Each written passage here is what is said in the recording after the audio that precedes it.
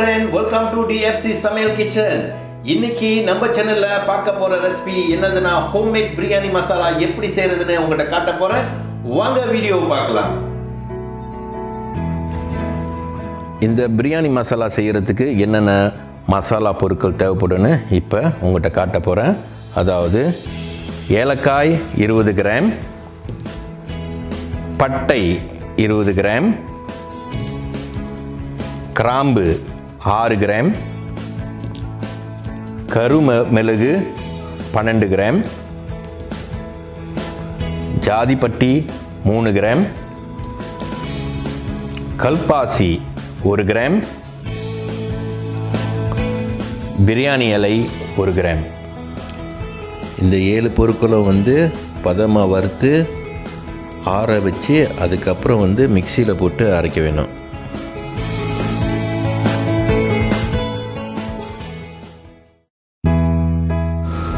வறுக்கிற முன்னுக்கு சட்டியை கொஞ்சம் சூடாக்கிக்கிங்க.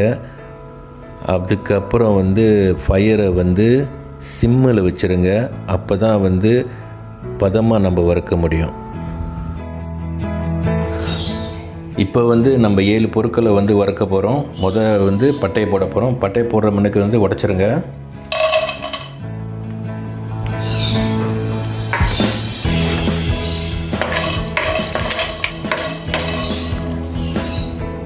ஏலக்காய்,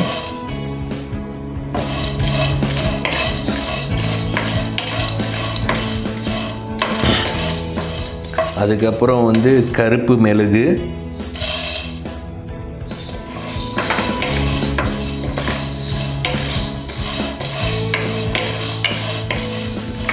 இது 3 நல்லா வறுந்தோன்னே நம்ம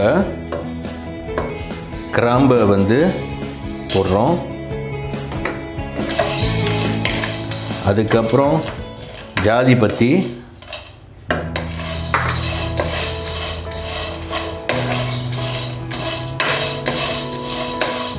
பிரியாணி இலை,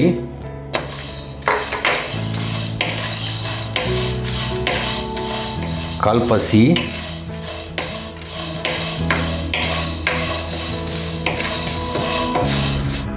உங்களுக்குள்ளே ஒரு கேள்வி இருக்கும், ஏன் நம்ம வறுத்து அரைக்கிறோன்னு. அது 2 காரணம் தான்.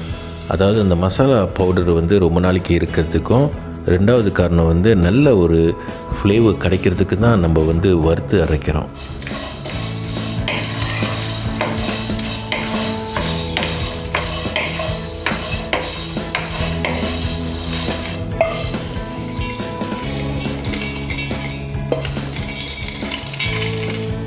வறுத்து வச்ச மசாலா பொருட்களை மிக்சியில் போட்டு அரைக்க போகிறோம்.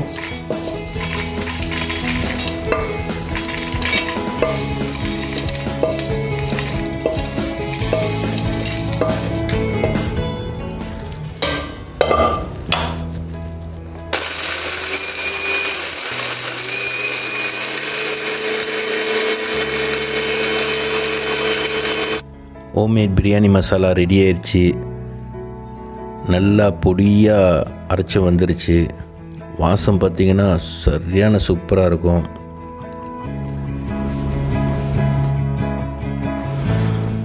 பிரியாணி சமைக்கும் போது இந்த மசாலா போடுறதுனால நிறைய ஸ்பைசஸை சேர்த்துக்க தேவையில்லை. ஏன்னா இந்த மசாலா பவுடர்லேயே எல்லா ஸ்பைசஸும் அடங்கியிருக்கு.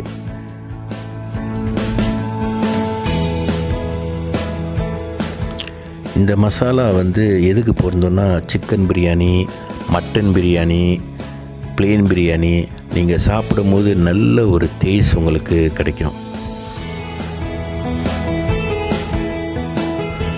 ஓகே வியூவர்ஸ், மறக்காமல் இந்த ரெசிபியை ட்ரை பண்ணுங்கள்.